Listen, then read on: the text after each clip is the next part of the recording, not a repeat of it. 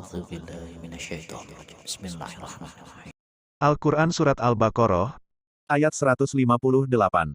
Tafsirnya, sesungguhnya Sofa dan Marwah, nama dua bukit di Mekah, adalah sebagian dari syiar-syiar Allah, tanda-tanda kebesaran agamanya, jamak dari lafaz syairoh. Barang siapa yang melakukan ibadah haji atau umroh, artinya memakai pakaian haji atau umroh. Asal makna keduanya adalah menyengaja dan berkunjung, maka tiada salah baginya, artinya ia tidak berdosa mengerjakan sa'i, asalkan sebanyak 7 kali. Ayat ini turun tatkala kaum muslimin tidak bersedia melakukannya, disebabkan orang-orang jahiliyah dulu biasa tawaf di sana sambil menyapu dua berhala yang terdapat pada keduanya. Menurut Ibnu Abbas, bahwa sa'i itu hukumnya tidak wajib, hanya tahir, artinya dibolehkan memilih sebagai akibat tidak berdosa, tetapi Syafi'i dan ulama lainnya berpendapat bahwa sa'i adalah rukun dan hukum fardunya dinyatakan oleh Nabi Shallallahu Alaihi Wasallam dengan sabdanya, sesungguhnya Allah mewajibkan sa'i atas kamu, hadits riwayat Baihaqi. Sabdanya pula, mulailah dengan apa yang dimulai Allah, yakni sofa, hadits riwayat Muslim, dan barang siapa yang dengan kemauan sendiri berbuat, ada yang membaca tatawa, yaitu dengan ditasydidkan huruf ta pada huruf tok, lalu diidghamkan, suatu kebaikan, maksudnya amalan yang tidak wajib seperti tawaf dan lain-lainnya, maka sesungguhnya Allah Maha mensyukuri, perbuatannya itu dengan memberinya pahala, lagi Maha mengetahui. Ayat 159. Tafsirnya, ayat berikut ini turun tentang orang-orang Yahudi, sesungguhnya orang-orang yang menyembunyikan kepada manusia, apa-apa yang telah kami turunkan berupa keterangan dan petunjuk, seperti ayat rajam dan tentang ciri-ciri Nabi Muhammad Shallallahu Alaihi Wasallam, setelah kami jelaskan kepada manusia dalam Alkitab yakni Taurat, mereka itu dikutuk oleh Allah, maksudnya disingkirkannya dari rahmatnya dan dikutuk pula oleh makhluk-makhluk lainnya dengan mendoakannya agar mendapat kutukan. Ayat 160. Tafsirnya, kecuali orang-orang yang bertaubat, artinya sadar dan kembali dari kesalahannya, mengadakan perbaikan mengenai amal perbuatan mereka, dan memberikan penjelasan tentang apa yang mereka sembunyikan itu, maka terhadap mereka, kuterima taubatnya dan aku Maha penerima taubat lagi Maha penyayang terhadap orang-orang yang beriman. Ayat 161. Tafsirnya, sesungguhnya orang-orang yang kafir dan mereka mati dalam keadaan kafir, menjadi hal, mereka itu mendapat kutukan Allah, malaikat dan manusia seluruhnya, maksudnya wajar mendapat kutukan itu baik di dunia maupun di akhirat. Mengenai manusia, ada yang mengatakannya umum dan ada pula yang mengatakannya khusus dari orang-orang beriman. Ayat 162. Tafsirnya, mereka kekal di dalamnya, maksudnya dalam kutukan atau dalam neraka sebagaimana diisyaratkan dalam kutukan itu, tidak diringankan siksa dari mereka walaupun sekejap mata, dan tidak pula mereka diberi tenggang waktu untuk mengajukan taubat atau memohon ampun.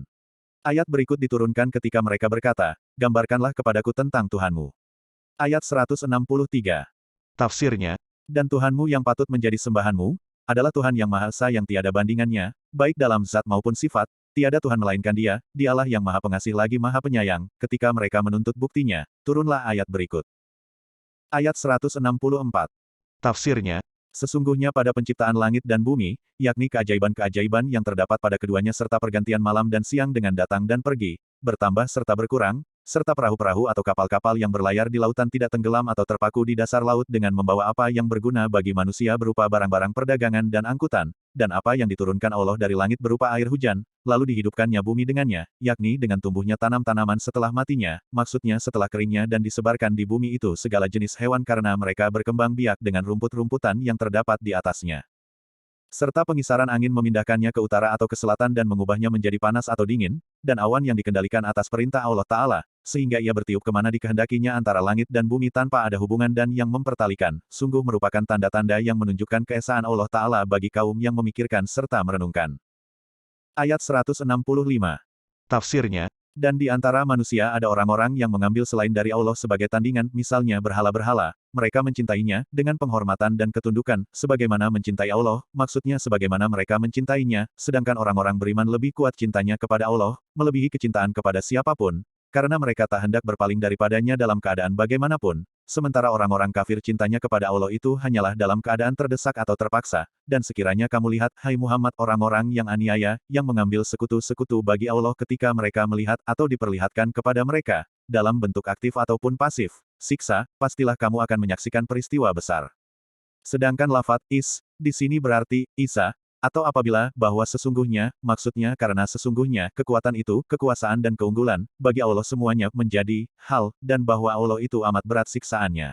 Menurut suatu kiroat dibaca Yaro, dengan titik 2 di bawah, sedang yang menjadi failnya ialah domir atau kata ganti dari pendengar, ada pula yang mengatakan, orang-orang yang aniaya, sedangkan, Yaro, berarti meyakini, sementara, Anna, dan kalimat yang di belakangnya berfungsi sebagai maf'ul awal dan maf'ul sani, mengenai jawaban-jawaban, lafadz lau, dibuang, dan artinya diperkirakan sebagai berikut, sekiranya mereka mengetahui secara pasti di atas dunia ini betapa kerasnya siksa Allah dan ketika bertemu dengannya di akhirat nanti, kekuasaan terpegang di tangannya semata, tentulah mereka tidak akan mengambil yang lain sebagai sekutu. Ayat 166.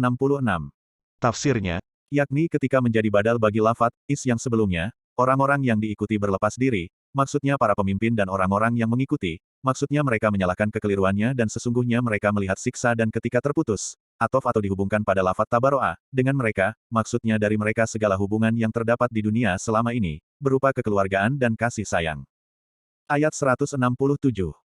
Tafsirnya, dan berkatalah orang-orang yang mengikuti, sekiranya kami dapat kembali ke dunia, tentulah kami akan berlepas diri pula dari mereka, maksudnya dari pemimpin-pemimpin yang menjadi ikutan itu, sebagaimana mereka berlepas diri dari kami, sekarang ini, lafat lau, untuk menyatakan angan-angan, sedangkan lafat natabarro'u, menjadi jawabannya, demikianlah, artinya sebagaimana Allah memperlihatkan kepada mereka, sangat keras siksaannya sehingga sebagian mereka saling berlepas diri. Allah memperlihatkan amal perbuatan mereka, yang jelek, menjadi sesalan, sebagai hal, bagi mereka, dan mereka tidak akan dapat keluar dari neraka, yakni setelah memasukinya. Sadaqallahul azim.